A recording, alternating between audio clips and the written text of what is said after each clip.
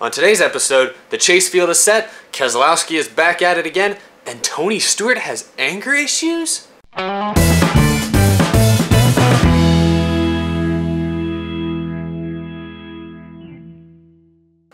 Who'da thunk it? Hey there guys, I'm Eric and welcome to Out of the Groove. So, Richmond was Saturday night. Most everyone I knew was down the street at the UT game, but I was sitting here like a true, loyal fan should. And that race, boy was it something. This episode could easily be an hour long, but I'll do my best to keep it under 30 minutes. You're all double checking the length of the video now, aren't you?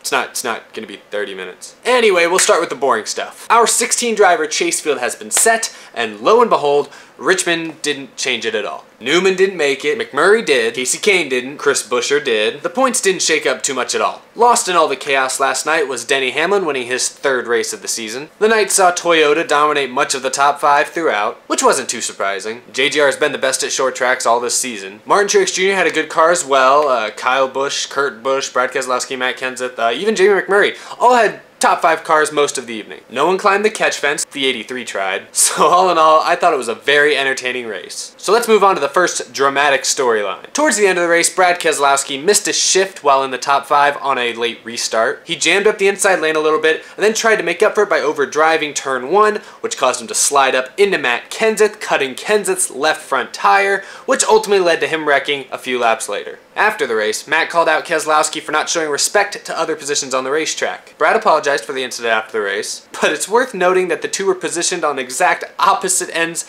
of the chase field picture. For those keeping score, this is the 4th incident Matt Kenseth and Brad Keselowski have gotten into in the last couple of years. Not to mention the several incidents that Brad's teammate Joey Logano has been in with Matt as well. So it's safe to say that Matt Kenseth and Penske do not get along. But we've known this. You'd really think the Penske drivers would get the idea at this point. The incident Saturday night was not intentional. I don't think Brad Keselowski was just trying to run people off the racetrack. But it's just another example of why I'm surprised he ever won a championship in the first place. Brad Keselowski's, basically a veteran at this point, but he still makes a lot of those kind of rookie mistakes that you just don't see guys like Jimmy Johnson or Jeff Gordon or even Kurt Busch or Matt Kenseth make these days. Both he and Logano, I think, are still a little too much focused on their own situations, their own world, and they just, at times, don't think about other people around them. In a way, they're basically selfish racers. Just remember at Texas in 2014. I know you remember, Jeff Gordon fans. That was a situation where, yes, Brad could have made that move 3 wide on the restart, but clearly there wasn't going to be any position there once Gordon got into the corner.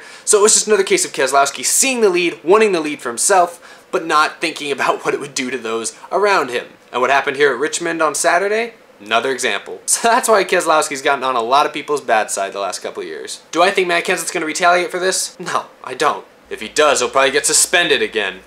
But Brad needs to be careful. If he crosses Kenseth again, I wouldn't be surprised. You'd think Brad would have learned by now, but he hasn't. Anyway, moving on to probably the biggest incident from Saturday night. While racing for position with less than 100 laps to go, Ryan Newman and Tony Stewart got together multiple times in one lap and ultimately took each other out, triggering a multi-car wreck. The wreck wasn't the only thing triggered. As you all may remember, Ryan Newman was the only guy trying to race into the chase on points Saturday night. He was still a long shot, but he seemed to have a good top 10 car and might have been able to pull something off. The wreck destroyed all of his hopes, though. Going into turn 1, Newman made the slightly late decision to turn underneath Stewart and try to make the pass. Stewart came down and chopped the front end of Newman's car, but both were able to save it and, went on with no harm done. That is until Stewart took exception down the backstretch and decided to run both him and Newman all the way across the track into the inside wall, which then caused a big pileup. The real story came from Newman's post-race comments. Some of his quotes about the incident included him saying that Stewart must have thought he was in a sprint car. He said that Stewart was bipolar, old, and probably should already be retired. Now, Newman caught a lot of hate for these comments, and, rightfully so, I think. I mean, you can't make the sprint car joke, Ryan. You can't. That's below the belt. But he is right on the mark about Tony's temper. At the end of his interview, he told fans to Google Tony Stewart to see what kind of person he is. So I was curious, so I did. Alright, Google. Tony Stewart. There we go. Okay, let's see what we got. Driver dies.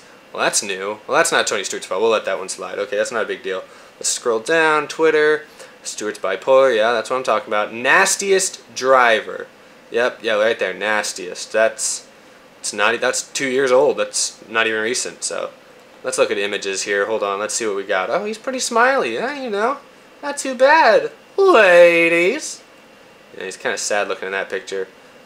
He looks sleep deprived. I don't know what it is. Maybe it's because he's kind of got the straggly beard.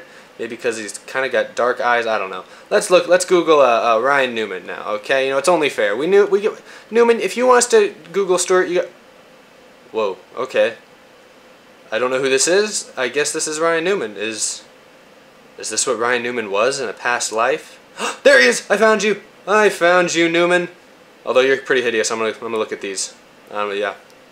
Mom, I'm doing research.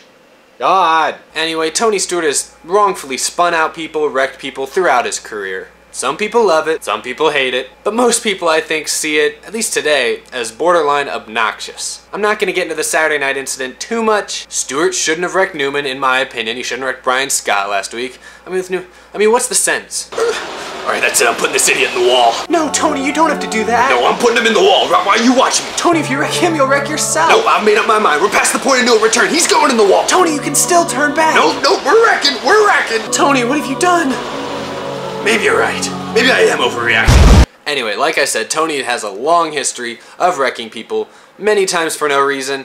There's some times where he's had plenty of reason and everyone loved him for it. But the reason I'm personally not a big Tony Stewart fan is because of too many incidences like this. Newman's racing for the chase. He bumps you maybe once, maybe twice, and part of it was your fault. But in a blind moment of rage, you turned him down off the racetrack and not only wrecked him and yourself, but 4 or 5 other cars. That's just not cool. I hate to end this episode on a down note like that, but I just think it has to be said. Let me know what you think in the comments below. If you think Tony Stewart is a saint and has never made a mistake in his life, please feel free to let me know why you think that. But I don't hate Tony Stewart. I just don't agree with decisions he makes like this one. This is a bad decision. I hope him the best in the chase. It's his last season. I don't know how far he's going to get. I don't think he's a favorite. I'll get into all my favorites for the chase later this week on Friday's episode. Thank you all so much for watching today. Please tell the NASCAR fans in your life about the show. I really hope we can get some more people watching so I can continue to do these throughout the rest of the season. But that's all I have to say. New episode on Friday. I already said that.